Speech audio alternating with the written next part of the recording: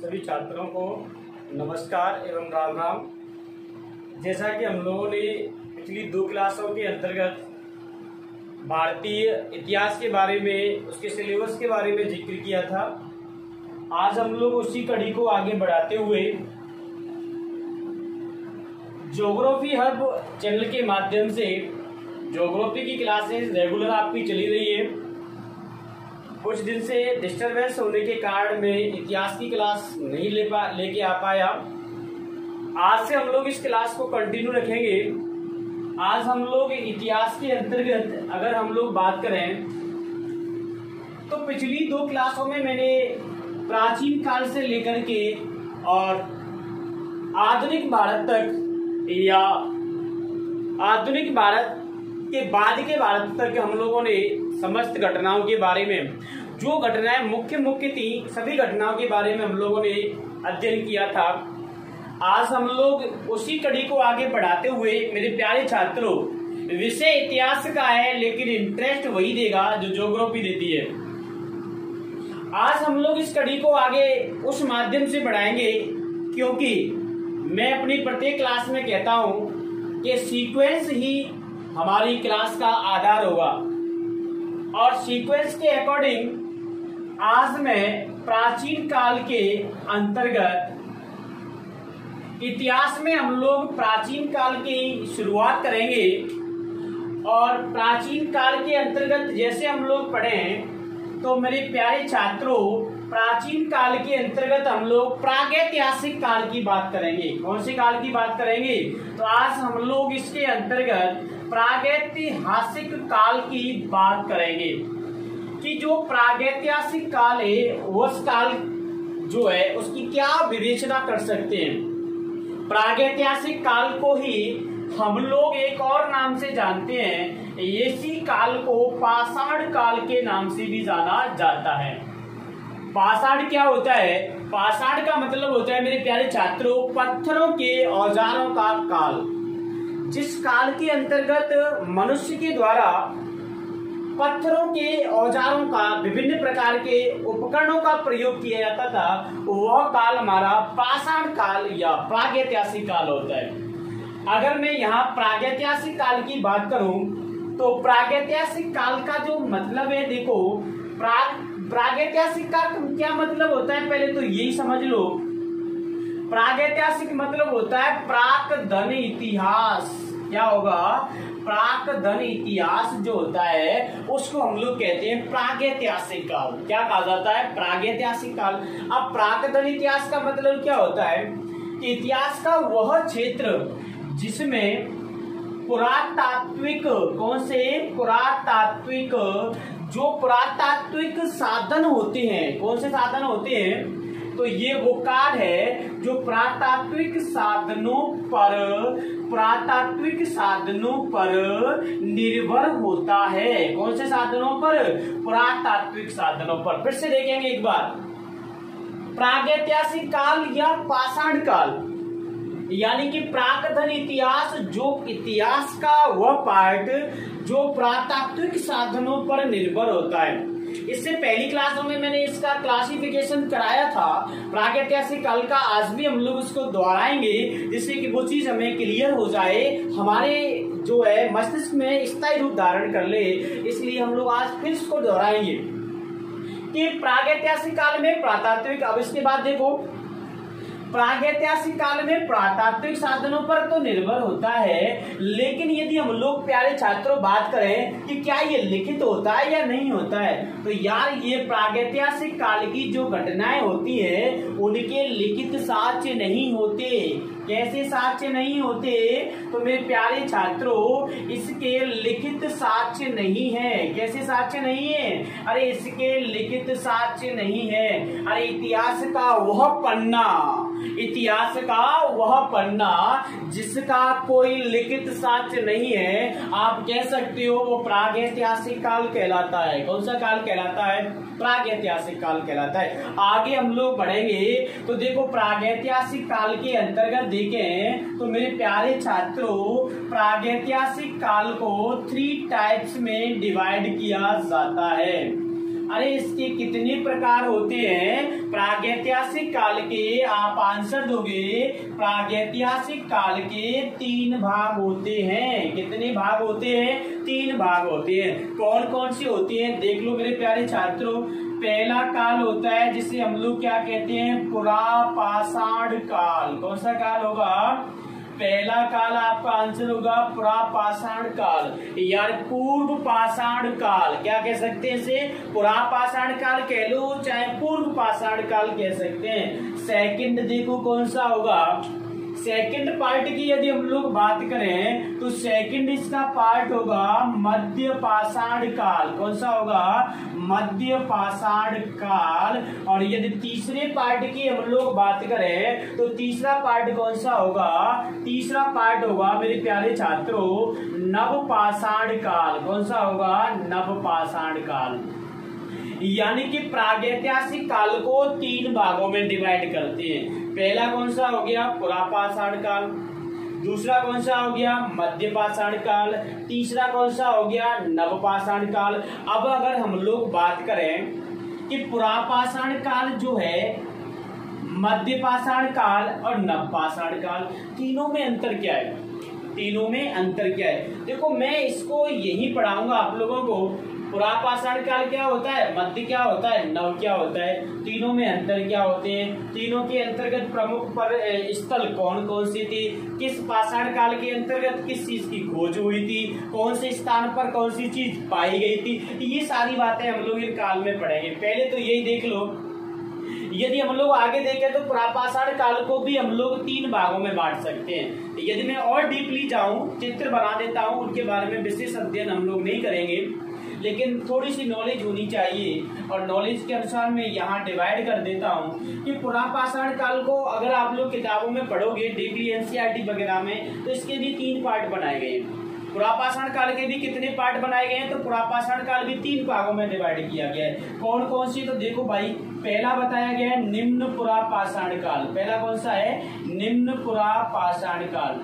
अरे निम्न पुरापाषाण काल क्या है? देखो निम्न पुरापाषाण काल के अंतर्गत जैसे आप लोगों ने पढ़ा होगा इतिहास के अंतर्गत कि जो सोवन नदी घाटी क्षेत्र था उसकी खोज हुई थी, तो वो निम्न पुरापाषाण काल के अंतर्गत आता है। तो ये पुरापाषाण काल का पहला पार्ट हुआ, निम्न पुरापाषाण काल। सेकंड पार्ट देखो, सेकंड पार्ट में हम लोग देखेंगे तो सेकंड पार्ट में डिवाइड करते हैं कि मध्य पुरापाषाण काल। सेकंड कौन सा हो जाएगा? मध्य पुरापाषाण काल। और तीसरा पार्ट जो होता है वो कौन सा होता है? तो देखो तीसरा पार्ट होता है जिसे कहते हैं उच्च पुरापाषाण काल। तीसरा कौन सा होगा? उच्च पुरापाषाण काल। उच्च पुरापाषाण काल। तो पाषाण काल जो है वो भी 3 भागों में बांटा गया। पाषाण काल या प्रागैतिहासिक काल को कितने भागों में बांटेंगे? 3 भागों में। पहला कौन सा होगा? तो आपका आंसर होगा सर पहला पुरापाषाण काल। पहला कौन सा होगा? पुरापाषाण काल। और क्या कहलाता है? पूर्व पाषाण काल होगा। दूसरा कौन सा होगा? आंसर होगा मध्य पाषाण काल। तीसरा कौन सा होगा? नव पाषाण काल। आगे हम लोगों ने देखा पुरापाषाण काल को फिर 3 भागों में बांट सकते हैं। पहला कौन सा होगा? आंसर होगा निम्न पुरापाषाण काल। अगला कौन सा होगा? मध्य पुरापाषाण काल। उसके बाद कौन सा होगा? उच्च पुरापाषाण काल। तो ये प्रागैतिहासिक काल के अंतर्गत हम लोगों को जो चीजें पढ़नी है वो देख रहे हैं। अभी हम लोग देखो बात करेंगे इसमें पुरापाषाण काल की। पुरापाषाण काल में किन चीजों का प्रयोग हुआ? मध्य पाषाण काल में किन चीजों का प्रयोग हुआ? नवपाषाण काल में किन चीजों का प्रयोग हुआ? उससे पहले आप लोग इस चित्र की एक बार स्क्रीनशॉट ले लो या आप लोग नोट कर लो।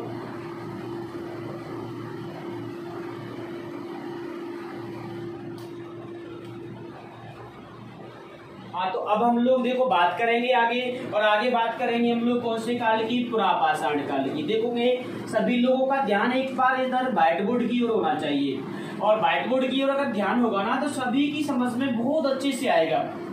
मैं इस इतिहास को कोशिश कर रहा हूँ कि आप तक पहुँचते पहुँचते बहुत अच्छे से सरल बनाया जाए।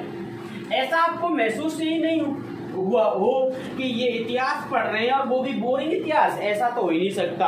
अब देखो हम लोग बात करें, सबसे पहला काल जो था वो काल कौन सा था? तो आपका आंसर होगा सर सबसे पहला काल था पुरापाषाण काल। कौन सा काल था? पुरापाषाण काल। देखो हम लोग पुरापाषाण काल की बात कर लेते हैं। देखो अगर आपसे सवाल पूछता है कि मानव की उत्पत्ति सबसे पहले कब हुई थी, पहला सवाल देखो फैक्चुअल हम लोग बात करेंगे, फैक्चुअल कि मानव की उत्पत्ति इसकी भाई, तो मानव की उत्पत्ति किस काल में हुई थी, तो आंसर होगा पुरापाषाण काल में। आपने सुना होगा कि मानव की जो उत्पत्ति हुई थी वह सबसे पहले अफ्रीका महाद्वीप में हुई थी, और उस समय का जो मानव था उस मानव को राइनाफिथेकस के नाम से जाना जाता था, राइनोफिथेकस। बाद में इसका विकास हुआ, ऑस्ट्रेलोपिथेकस बना, फिर लास्ट में होमो इरेक्टस बना, होमो सेपियंस जिसको बोलते हैं। तो वहां हम लोग मानव उत्पत्ति देखेंगे। तो पुरापाषाण काल में मानव की क्या हुई थी, उत्पत्ति होती है। यदि मैं यहाँ बात करूं कि इसके अंतर्गत जो मनुष्य था वह किसका प्रयोग करता था, तो यहाँ का जो मनुष्य था वह जैसे हैंड एक्स जो होता है, हाथ के द्वारा जो चलाए हुए औजार होते हैं, हैंड एक्स का प्रयोग करता था। इसके बाद हम लोग बात करें तो यहाँ मनुष्य जो था वो स्केपर जो होता है चलाने का एक उपकरण होता है, इन उपकरणों का प्रयोग करता था मनुष्य। किसका उपयोग करता था, तो इंडेक्स स्केपर उपकरणों का प्रयोग करता था मनुष्य। अभी विशेष प्रकार से हम लोग जैसे अभी आगे देखेंगे। अब देखो इस काल के अंतर्गत अभी जो मानव की उत्पत्ति हुई थी और इस काल का जो मनुष्य था, यदि हम लोग और भी आगे पढ़े तो आपने मनुष्य की प्रजाति पढ़ी होगी, निग्रोटो जाति। कौन सी जाति पढ़ी होगी, तो इस समय का जो मनुष्य था वो निग्रोटो जाति से संबंधित था। मनुष्य की कई सारी जातियां हैं तो उनमें से एक निग्रोटो जाति है। तो मानव की जब उत्पत्ति हुई थी, अगर हम लोग बात करें तो इस समय पर देखा जाए तो निग्रोटो जाति का जो मनुष्य था उसकी उत्पत्ति हुई। अब देखो पुरापाषाण काल में मनुष्य हो गया।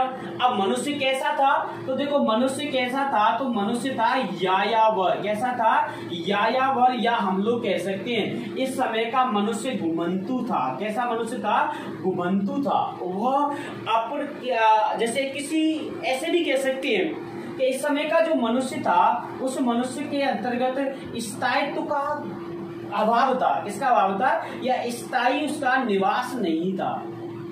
इस समय का मनुष्य का स्थायी निवास नहीं था, और स्थायी निवास नहीं था तो वो यायावर या घुमंतु था।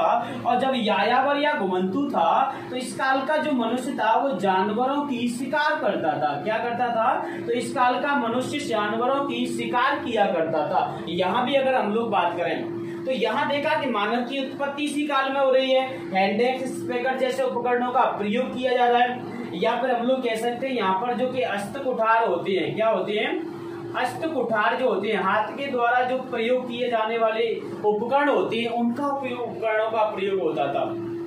यहाँ का मनुष्य जो था वो घुमंतु था, किसी एक स्थान पर नहीं रहता था, एक स्थान से दूसरे स्थान पर जाता रहता था, और इसीलिए वो जानवरों की क्या करता था, शिकार करता था। ये सारी घटना पुरापाषाण काल में। अब देखो पुरापाषाण काल से संबंधित एक घटना याद रखेंगे, 1863 ईस्वी। कौन सी ईस्वी रखेंगे, 1863 ईस्वी में एक ब्रिटिश भूविज्ञानी थे, एक ब्रिटिश भूविज्ञानी थे। इन ब्रिटिश भूविज्ञानी के द्वारा सर्वप्रथम एक स्थान था जिसका नाम था पल्लावरम। स्थान कौन सा है, पल्लावरम। देखेंगे फिर से 1863 ईस्वी में एक ब्रिटिश भूविज्ञानी थे, और ये ब्रिटिश भूविज्ञानी के द्वारा पल्लावरम नाम का जो स्थान है, और ये स्थान कहाँ पर पड़ता है, तो ये स्थान में ढक्कन मद्रास के अंतर्गत पड़ता है। और इस ब्रिटिश भूविज्ञानी का नाम क्या था, तो वो भी आप लोग याद रखेंगे। ब्रिटिश भूविज्ञानी का नाम जो था वो था रॉबर्ट, क्या नाम था, रॉबर्ट ब्रूस फुट। क्या नाम था इसका, तो रॉबर्ट ब्रूट फुट नाम का ब्रिटिश भूविज्ञानी के द्वारा पल्लावरम जो मद्रास के अंतर्गत पड़ता था, यहाँ पर सर्वप्रथम अगर हम लोग बात करें तो पाषाण निर्मित साक्ष्य प्राप्त किए गए। पल्लावरम मद्रास में सर्वप्रथम पाषाण निर्मित, कैसे, पाषाण निर्मित साक्ष्य प्राप्त किए गए। क्या मिले, यहाँ से साक्ष्य मिले। ये भी आपको याद रखना है, इंपोर्टेंट तथ्य हमारा ये। देखेंगे फिर से, अगर आपसे पूछेगा कि सर्वप्रथम पाषाणों के साक्ष्य कहां से मिले, आंसर होगा पल्लावरम मद्रास। कब मिले, 1863 में, खोज किसने की? Robert Bruce foot. कहाँ के थे? ब्रिटेन के। कहाँ के थे? ब्रिटिश भूविज्ञानी रॉबर्ट ब्रूस फुट के द्वारा पल्लावरम मद्रास में सर्वप्रथम पाषाण निर्मित साक्ष्य प्राप्त किए गए थे। तो ये मानव की उत्पत्ति से संबंधित यावर या घुमंतु इस समय का मनुष्य था। एक स्थान पर वो स्थायी नहीं रहता था, और जब स्थायी निवास नहीं था तो वो जानवरों की क्या करता था? शिकार करता था। अब अगर हम लोग बात करें कि पुरापाषाण काल, पैलियोथिक जो एज है, इस एज के अंतर्गत हम लोग जैसे देखें कि इसके अंतर्गत कौन कौन सी जो सभ्यताएं थी, संस्कृतियां थी, उनका उद्भव हुआ, तो उसकी बात करेंगे। तब तक आप लोग एक बार पुरापाषाण काल की इन चीजों का स्क्रीनशॉट ले लो, उसके बाद कंटिन्यू करते हैं। आगे हम लोग बात करेंगे पुरापाषाण काल के अंतर्गत। तो अब हम लोग देखेंगे पुरापाषाण काल के दौरान कौन कौन सी संस्कृतियां या कौन कौन से इसके प्रमुख क्षेत्र हैं जहां ये पुरापाषाण कालीन साक्ष्य प्राप्त हुए हैं। तो उसमें हम लोग देखें, सबसे पहले हम लोग बात करें तो एक सोहन नदी घाटी। कौन सी है? सोहन नदी घाटी। यहाँ से पुरापाषाण कालीन साक्ष्य प्राप्त हुए हैं। सोहन नदी घाटी का जो क्षेत्र है ये कहाँ मिलेगा आपको? तो ये पंजाब प्रांत के अंतर्गत है, पाकिस्तान के अंतर्गत। तो पंजाब प्रांत पाकिस्तान में सोहन नदी घाटी पुरापाषाण कालीन क्षेत्र था। इसके बाद हम लोग देखें तो इसके बाद अगला है सिंगरौली। अगला कौन सा है? सिंगरौली। अब देखो ये सिंगरौली जो घाटी है, ये सिंगरौली घाटी आपको कहाँ मिलेगी? तो ये सिंगरौली घाटी वर्तमान में उत्तर प्रदेश के अंतर्गत है। कहाँ पर है ये? तो ये वर्तमान में उत्तर प्रदेश के अंतर्गत है। इसके बाद हम लोग बात करें जैसे, तो अगली आपको याद रखना है नर्मदा घाटी। कौन सी घाटी याद रखोगे? तो अगली आपको याद रखनी है नर्मदा घाटी। इसमें से भी पुरापाषाण कालीन साक्ष्य प्राप्त हुए हैं। नर्मदा घाटी जो था, यदि हम लोग इसमें से बात करें तो नर्मदा घाटी में से होमो इरेक्टस जो है, होमो इरेक्टस के अस्थि अवशेष प्राप्त हुए हैं। क्या प्राप्त हुए हैं? तो यहाँ से होमो इरेक्टस के अस्थियों के अवशेष प्राप्त हुए हैं। तो ये नर्मदा घाटी आपको याद रखनी है। गुजरात, महाराष्ट्र, इन क्षेत्रों में, नर्मदा घाटी के क्षेत्रों में भी कई सारे पुरापाषाण कालीन क्षेत्रों का हम लोगों को देखने को मिलेंगे। इसके बाद देखो नर्मदा घाटी के बाद अगला आपको याद रखना है भीमबेटका। कौन सा याद रखोगे? देखो भीमबेटका। भीमबेटका नाम का जो स्थान है, ये भीमबेटका कहाँ पड़ता है? तो ये स्थान आपको मिलेगा भोपाल के समीप मध्य प्रदेश में। कहाँ पर है ये? भोपाल के समीप मध्य प्रदेश में भीमबेटका। और भीमबेटका किसके लिए फेमस है? तो देखो यहाँ से चित्रित मृदभांड क्या मिले हैं? चित्रित मृदभांड के साक्ष्य प्राप्त हुए हैं। मृदभांड का मतलब होता है बर्तन वगैरह जो है, तो यहाँ से चित्रित मृदभांड जो है वो प्राप्त हुए हैं भीमबेटका से। भीमबेटका प्राचीन काल में चित्रकारी, क्या देखेंगे हम लोग? तो यहाँ से चित्रकारी के भी साक्ष्य प्राप्त हुए हैं। यदि प्राचीन काल में हम लोग चित्रकारी से संबंधित साक्ष्यों की बात करें तो चित्रकारी से संबंधित साक्ष्यों में भी किसको शामिल किया जाता है? भीमबेटका को शामिल किया जाता है। तो ये सोहन नदी घाटी पंजाब प्रांत पाकिस्तान में याद रखनी है। सिंगरौली घाटी उत्तर प्रदेश की याद रखनी है। नर्मदा घाटी होमो इरेक्टस के अस्थि अवशेष प्राप्त हुए। अस्थि अवशेष का मतलब क्या है कि जो होमो इरेक्टस है, इस होमो इरेक्टस के यहाँ से अवशेष प्राप्त हुए हैं अस्थियों के।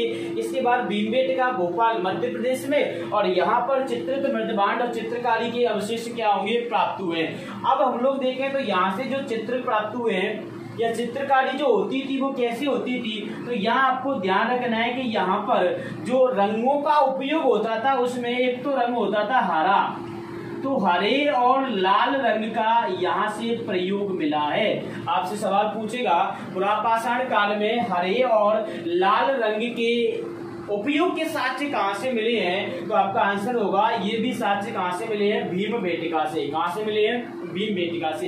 इनके अलावा और कौन से क्षेत्र थे? तो इनके अलावा देखो एक क्षेत्र और है जिसका नाम है पुरुलिया। कौन सा क्षेत्र है? पुरुलिया।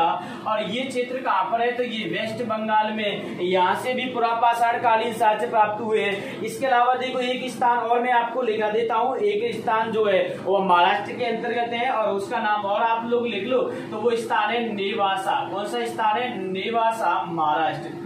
तो इन सभी स्थानों से या ये प्रमुख स्थल है पुरापाषाण कालीन। कैसे है? पुरापाषाण काल के प्रमुख स्थलों की बात करें तो ये प्रमुख स्थल कौन से हैं? तो देखो सोवन नदी घाटी पाकिस्तान के पंजाब प्रांत में हो जाएगी।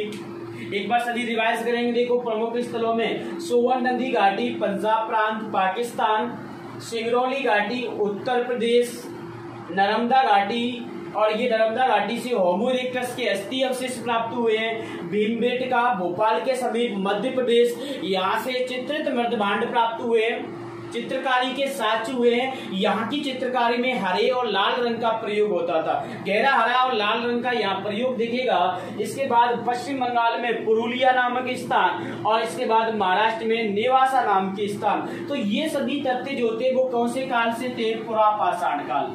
पहला काल कौन सा था? तो प्रागैतिहासिक काल का पहला काल हमने पढ़ा पुरापाषाण काल। सेकंड काल की हम लोग बात करेंगे। सेकंड काल कौन सा है? तो यहाँ हम लोग देखेंगे मध्य जो है पाषाण काल। इसके बाद कौन सा आएगा? मध्य पाषाण काल आएगा। तो ये पुरापाषाण काल में हम लोगों ने पढ़ा। पुरापाषाण काल में आदि मानव की उत्पत्ति हुई थी। पुरापाषाण काल के लोग जो थे वो अष्टकुठार या हस्तशल्कों का प्रयोग करते थे। और इस समय पर हम लोगों ने देखा था कि जो पुरापाषाण काल था इसके सबसे पहले जो अवशेष मिले हैं वो 1863 में मद्रास के पल्लावरम नामक स्थान से प्राप्त हुए थे, जिसकी खोज रॉबर्ट ब्रूस नाम के ब्रिटिश भूवैज्ञानिक के द्वारा की गई थी। इस समय का जो मनुष्य था पुरापाषाण काल में, वो मनुष्य यायावर या घुमंतु प्रकृति का था। वह जानवरों का शिकार करता था, उसका स्थायी निवास नहीं था। और यहाँ पर जो मनुष्य की उत्पत्ति हुई थी वह सबसे पहले अफ्रीका के जंगलों में मानी जाती है। और राइनोपिथेकस नाम का मनुष्य जो था मानव प्रजाति की वहां शुरुआत होती है। इसके बाद पुरापाषाण कालीन स्थलों की बात करी, जिसमें सोवन नदी घाटी की बात कर रहे थे हम लोग पाकिस्तान के पंजाब प्रांत में, सिंगरौली घाटी की बात कर रहे थे उत्तर प्रदेश में, नर्मदा घाटी की बात की हम लोगों ने जो गुजरात वगैरह के आसपास के क्षेत्रों में होमो इरेक्टस के अस्थि अवशेष प्राप्त हो रहे हैं यहाँ से। भीमबेटका की बात कर रहे थे, मध्य प्रदेश के भोपाल के समीप ये क्षेत्र है। भीमबेटका स्थान है जहां से सबसे पहले चित्रित मृदभांड या चित्रकारी के साथ उसमें भी हरे और लाल रंग का प्रयोग हो रहा था। पश्चिम बंगाल में पुरुलिया नाम का स्थान देखा और उसके बाद महाराष्ट्र में नेवासा। ये सभी स्थान जो आपको याद रखने हैं पुरापाषाण कालीन क्या है स्थान है। इसके बाद हम लोग अभी बात करेंगे मध्य पाषाण काल की। एक बार आप लोग इसका स्क्रीनशॉट ले लो।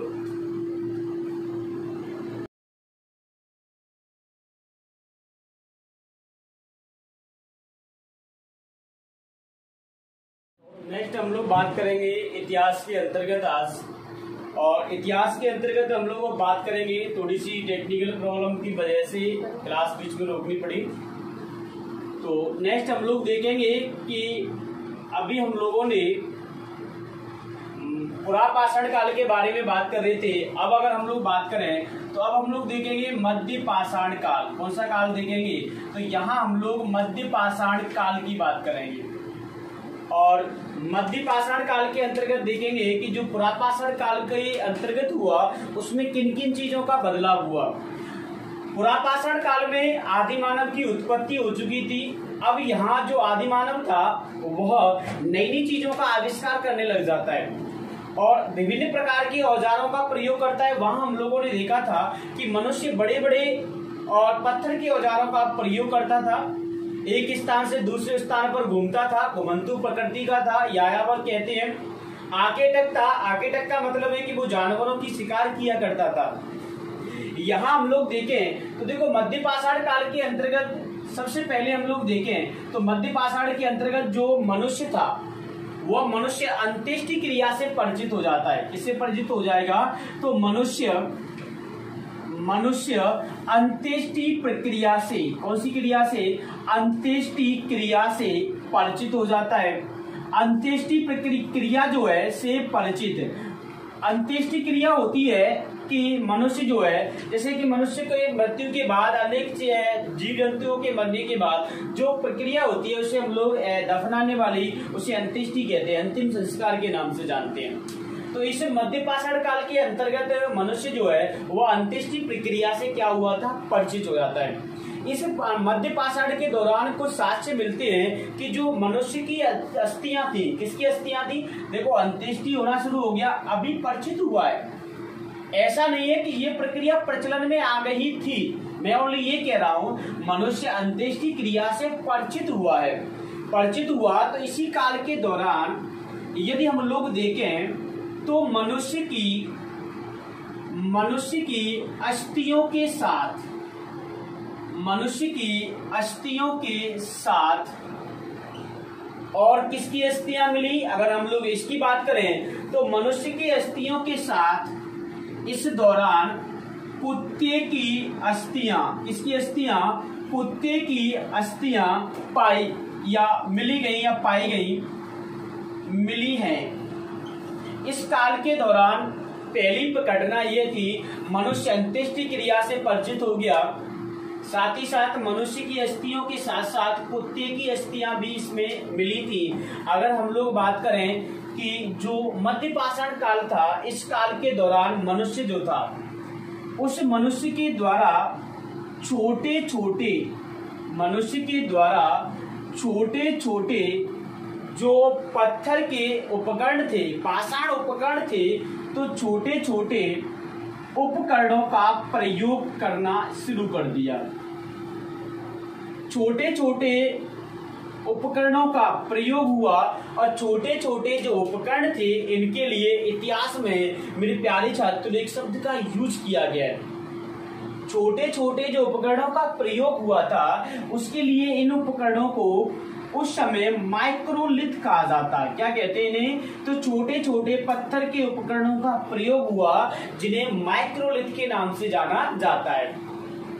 इस दौरान छोटे छोटे जैसे चाकू, छुरी, हैंसिया, इस प्रकार के जो औजार थे पत्थर के थे, लेकिन किसके थे, पत्थर के। इन पत्थर के छोटे छोटे औजारों का या उपकरणों का मनुष्य ने प्रयोग करना शुरू कर दिया। इन छोटे छोटे उपकरणों को क्या कहते हैं, माइक्रोलिथ के नाम से जाना जाता है। नेक्स्ट देखेंगे, इस मध्य पाषाण काल के दौरान प्रमुख स्थलों की बात करें तो इसके अंतर्गत कई सारे प्रमुख फेमस स्थल भी हम लोग पढ़ेंगे। जैसे आप लोगों ने पढ़ा होगा राजस्थान के अंतर्गत एक स्थान था बागौर। कौन सा स्थान था, बागौर, राजस्थान। ये भी मध्य पाषाण कालीन प्रमुख पुरातत्व स्थल है। बागौर मध्य पाषाण काल का एक पुरातात्विक स्थल है। और बागौर के साथ साथ और कौन सा पढ़ेंगे तो यही हम लोग देखेंगे कि मध्य प्रदेश में एक स्थान है और मध्य प्रदेश में उस स्थान का नाम है आदमगढ़। कौन सा है, आदमगढ़। आदमगढ़ कहाँ पर है, तो आदमगढ़ है मध्य प्रदेश में। अब देखो कुछ लोग कंफ्यूज हो जाएंगे, सर आदमगढ़ ये यूपी में, वो आजमगढ़ है। वो क्या है, आजमगढ़ है उत्तर प्रदेश में। आदमगढ़ पुरापाषाण काल के, मध्य पाषाण काल का जो पुरातात्विक स्थल है ये मध्य प्रदेश में।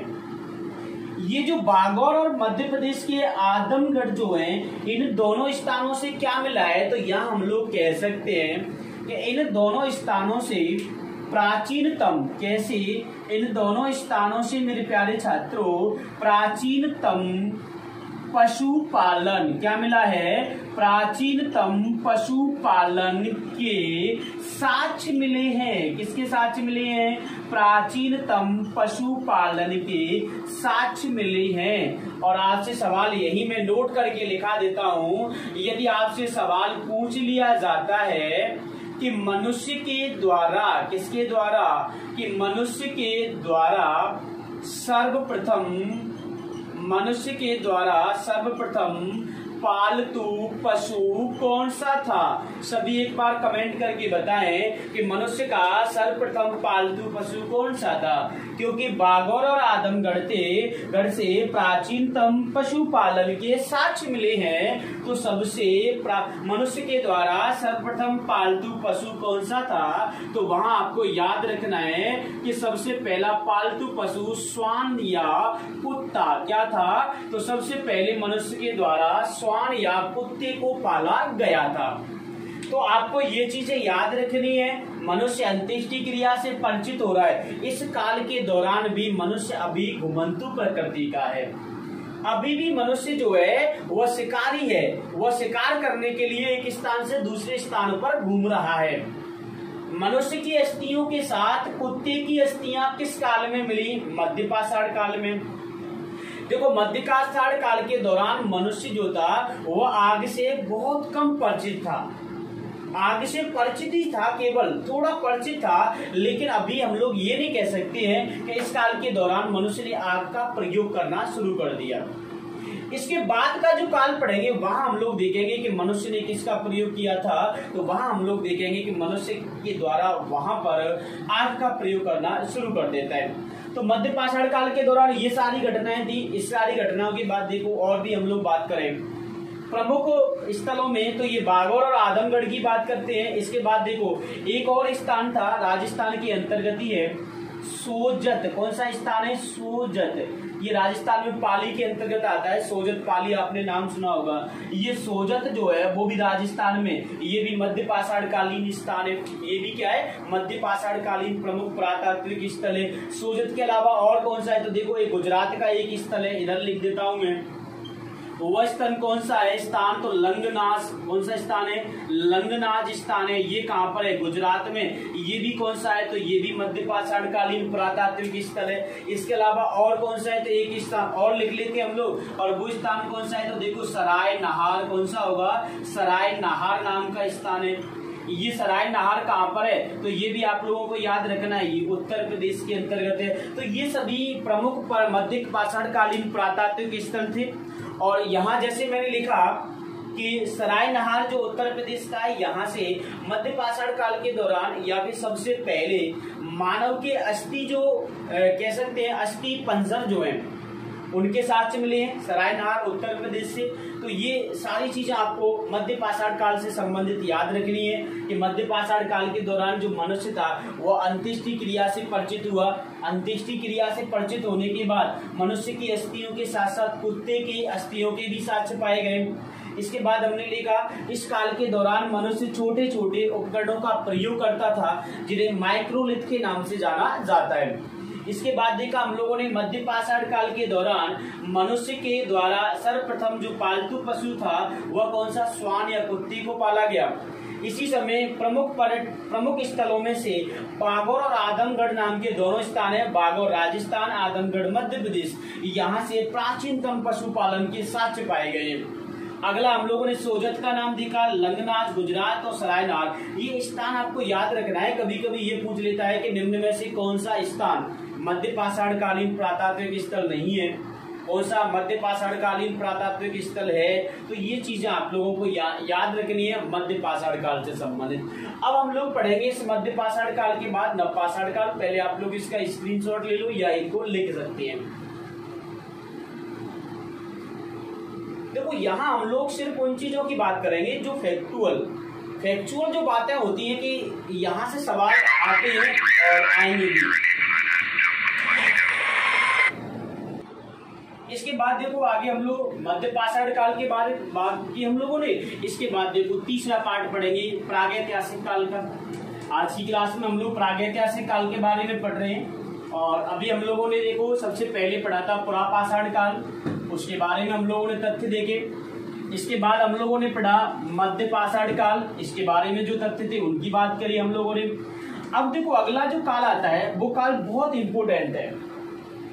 और वो काल कौन सा है? तो वो काल है नवपाषाण काल। कौन सा काल है? नवपाषाण काल।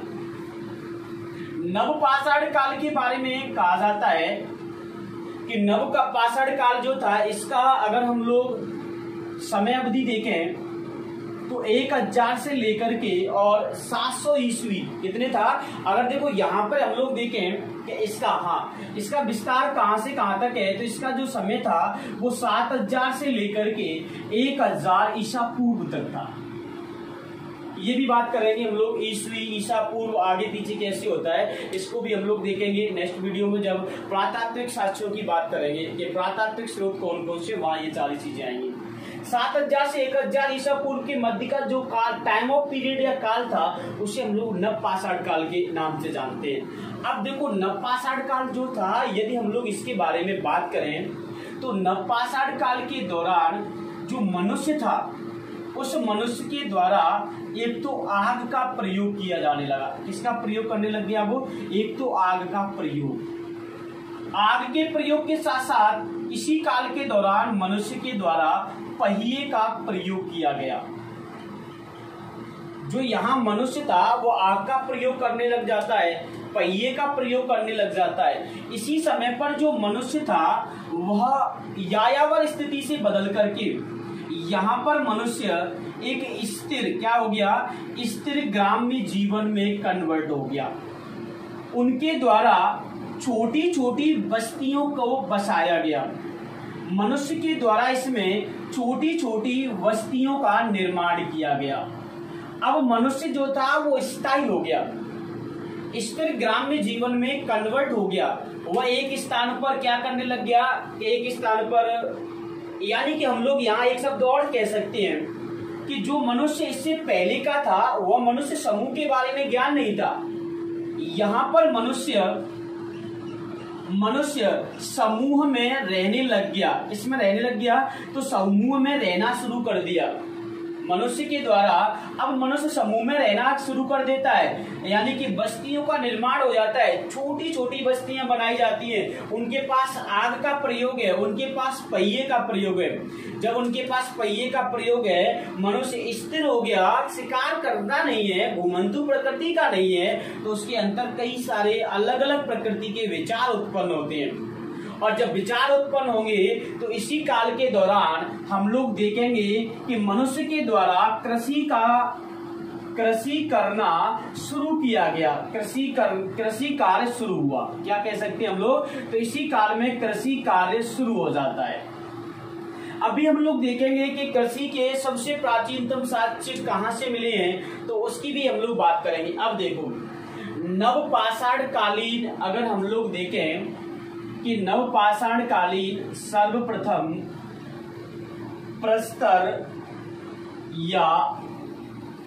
प्रस्तर को ही हम लोग कहते हैं औजार। क्या कहते हैं? प्रस्तर या औजार के साक्ष्य अगर कहां से मिले ये बात कर लेते हैं। सर्वप्रथम नवपाषाण कालीन प्रस्तर या औजार के साक्ष्य कहां से प्राप्त होते हैं? तो देखो मेरे प्यारे छात्रों, इसके साक्ष्य आपको कहां से मिलेंगे? तो आंसर होगा टॉन्स नदी घाटी। कौन सी घाटी है? टॉन्स नदी घाटी। और ये टॉन्स नदी घाटी जो है ये कहां पर है? तो ये टॉन्स नदी घाटी उत्तर प्रदेश में। कहां पर है ये? तो टॉन्स नदी घाटी उत्तर प्रदेश से सर्वप्रथम नवपाषाण कालीन प्रस्तर या औजार के साक्ष्य प्राप्त हुए। अब सर्वप्रथम यहाँ से प्रस्तर या औजार के साक्ष्य मिले तो आपसे पूछेगा कि कब मिले भाई? तो ये साक्ष्य जो मिले थे यहाँ से वो 1860 में मिले। कब मिले थे? 1860 में। अब इनकी खोज किसके द्वारा हुई थी? खोज भी तो पूछ सकता है। जब हम लोगों ने देखा कि सर्वप्रथम ये टॉन्स नदी घाटी उत्तर प्रदेश से मिल रहे हैं, 1860 ईस्वी में इनको खोजा गया, तो ये किसके द्वारा खोजे गए? तो किसके द्वारा खोजे गए? तो वहां आपको याद रखना है, लेमुनशियर नाम का एक इतिहासकार था, या फिर ऐसे कह सके इतिहास शास्त्री थे। इनके द्वारा लेमुनशियर नाम के इतिहासकार या फिर एक खोजकर्ता थे, हमारे पुरातात्विकवेत्ता थे। लेमुनशियर नाम के पुरातात्विकवेत्ता, जिनके द्वारा 1860 में टॉन्स नदी घाटी में सबसे पहले नवपाषाण कालीन प्रस्तर या औजारों को खोजा गया। आग का प्रयोग नवपाषाण काल में, पहिए का प्रयोग नवपाषाण काल में, स्थिर ग्राम्य जीवन में कन्वर्ट नवपाषाण काल में, छोटी छोटी बस्तियों की शुरुआत नवपाषाण काल में, मनुष्य ने समूह में रहना शुरू किया नवपाषाण काल में, मनुष्य के द्वारा कृषि के कार्य किए गए नवपाषाण काल में, सर्वप्रथम प्रस्तर या औजार के नवपाषाण कालीन के कहां से खोज हुई? तो वो टॉन्स नदी घाटी उत्तर प्रदेश में। कब हुई थी? 1860 ईस्वी में। किसके द्वारा की गई? तो लेमुनशियर के द्वारा की गई थी। तो ये सारे तथ्य आपको नवपाषाण काल से। अब हम लोग बात करेंगे और क्या था? अब हम लोग देखते हैं कि नवपाषाण कालीन प्रमुख स्थल जो थे उनके बारे में बात करेंगे। पहले आप लोग इसका स्क्रीनशॉट लें सभी लोग इन सभी चीजों का, उसके बाद हम लोग यहाँ प्रमुख स्थलों की बात करते हैं।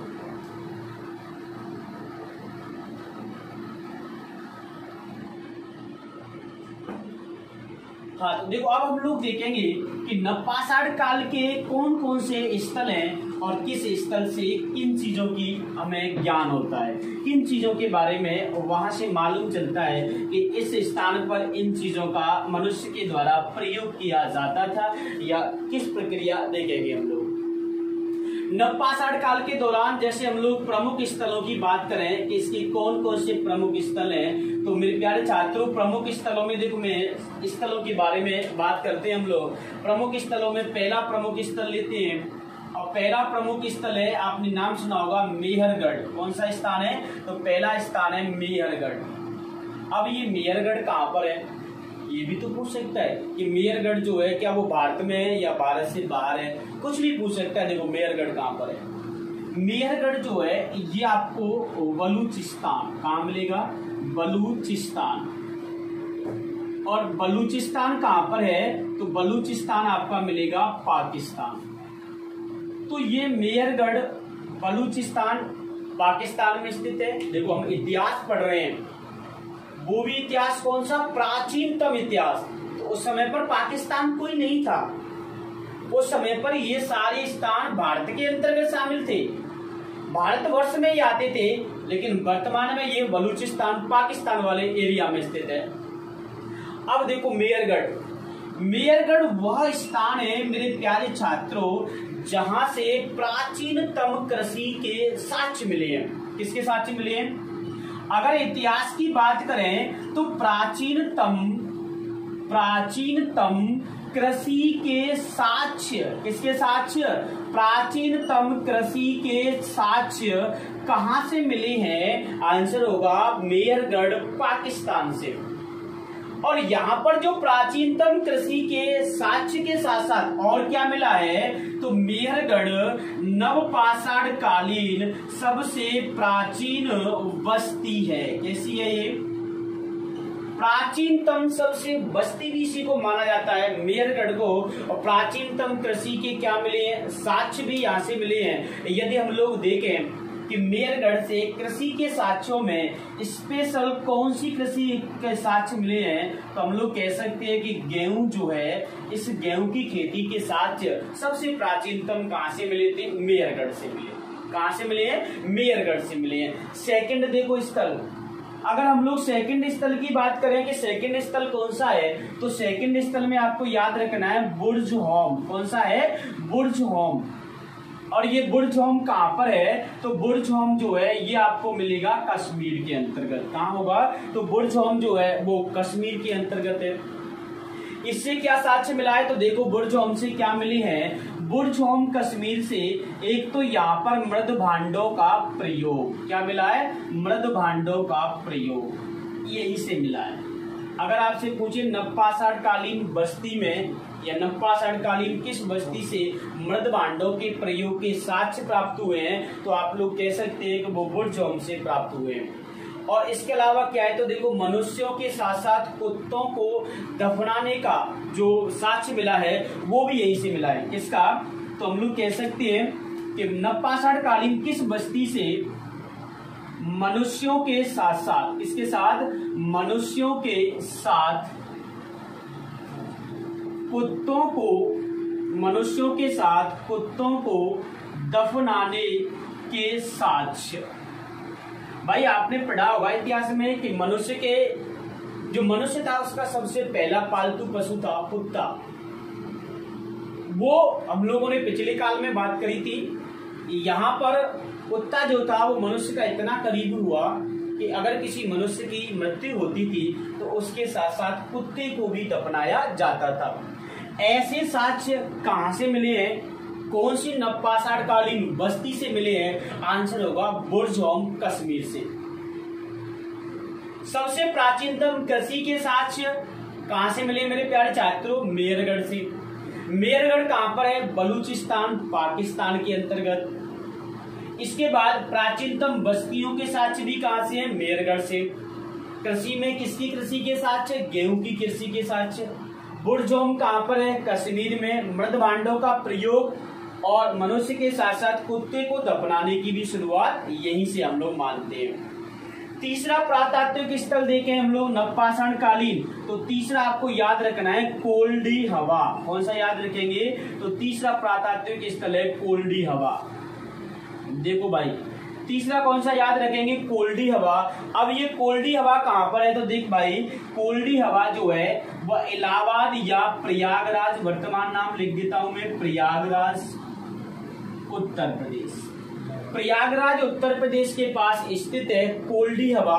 और इस कोल्डी हवा से किसके साक्ष्य मिले हैं? तो इससे मेरे प्यारे छात्रों जो साक्ष्य मिले हैं हम लोग, वो साक्ष्य कौन से हैं? तो यहाँ से चावल के साक्ष्य प्राप्त होते हैं।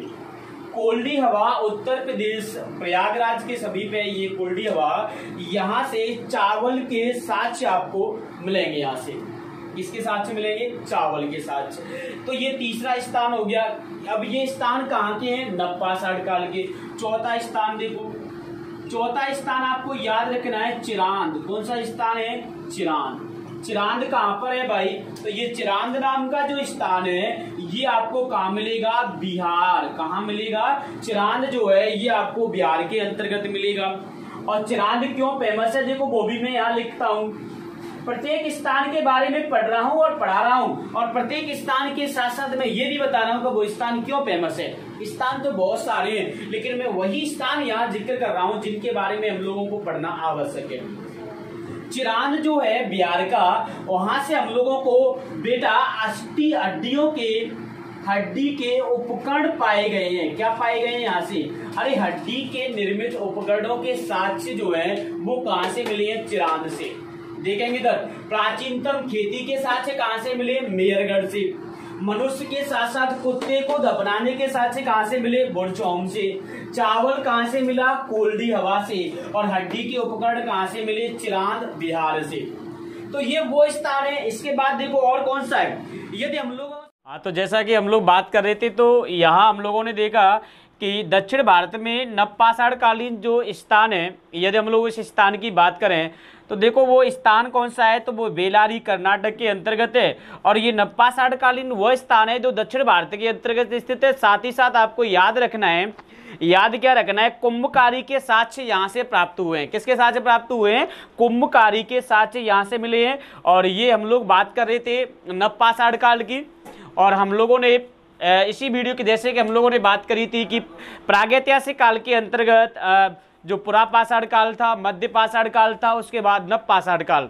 तो आप लोगों का ध्यान किधर है भाई? सभी लोग इधर देखो व्हाइट बोर्ड की ओर। जैसे कहते हैं ना कि असमत पगली सिलेक्शन रुक जाएगा, तो उसी आधार पर सभी लोग इधर देखा करो, नहीं तो आप लोगों को फोकस इसी पर रखना है, व्हाइट बोर्ड पर। इधर देखेंगे सभी। तो हम लोगों ने आज की क्लास में प्रागैतिहासिक काल के बारे में बात किया था। और इसके बाद देखेंगे, देखो एक पॉइंट आपको और याद रखना है, छोटा सा पॉइंट है, वो क्या रखेंगे? देखो यदि आपसे ये पूछ लिया जाता है कि मनुष्य के द्वारा, किसके द्वारा? मनुष्य के द्वारा सर्वप्रथम किस धातु का प्रयोग किया गया? मनुष्य के द्वारा सर्वप्रथम किस धातु का प्रयोग किया गया? मेरे प्यारे ढक्कनों, आंसर होगा तांबा। क्या होगा? तांबा। सर्वप्रथम मनुष्य के द्वारा कौन सी धातु का प्रयोग किया गया? तो आंसर होगा तांबा। किसका प्रयोग किया गया? तांबे का। इसका मतलब क्या है? कि इसका मतलब ये है कि नवपाषाण काल या प्रागैतिहासिक काल के बाद हम लोग बात करेंगे नेक्स्ट वीडियो के अंतर्गत, तो वहां हम लोग किसकी बात करेंगे? तो वहां हम लोग जो तांबे से बनने वाली सभ्यता की बात करेंगे। आपने पढ़ा होगा ताम्रपाषाणी सभ्यता। कौन सी बात करेंगे? ताम्रपाषाण काल की बात करेंगे। तो मेरे प्यारे छात्रों, और यहाँ आप लोग ध्यान देंगे कि हम लोगों ने यहाँ इतिहास के अंतर्गत स्टार्ट किया है। पहले प्रागैतिहासिक काल पढ़ा, इसके बाद ताम्रपाषाण काल की बात करेंगे नेक्स्ट वीडियो के अंतर्गत। वहाँ देखेंगे कि ताम्रपाषाण काल के अंतर्गत कौन कौन सी सभ्यताएं हमको देखेंगे, वहाँ पर कौन कौन सी सभ्यताओं का विकास हुआ, कौन से स्थल से। तो यहाँ आप लोग इन चीज़ों के बेहतर तरीके से समझ गए होंगे। और जिन लोगों ने इसका अभी तक स्क्रीनशॉट नहीं लिया है वो स्क्रीनशॉट ले लो। और उसके बाद हम लोग आज की क्लास को यही समाप्त करते हैं। तो सभी को गुड नाइट एवं बाय बाय, टेक केयर, और सभी लोग अच्छे से पढ़ें, स्वस्थ रहें, स्वस्थ घर पर रहें, और यही आप लोगों से कामना है। और हम लोग नेक्स्ट क्लास में अभी मिलते हैं, और नेक्स्ट क्लास हमारी क्या रहेगी, तो नेक्स्ट क्लास ज्योग्राफी की रहेगी, उसमें हम लोग आपसे फिर रूबरू होंगे एक बार। तो इस क्लास के लिए इतिहास के अंतर्गत इतना ही, और आप लोग सभी पढ़ते रहो।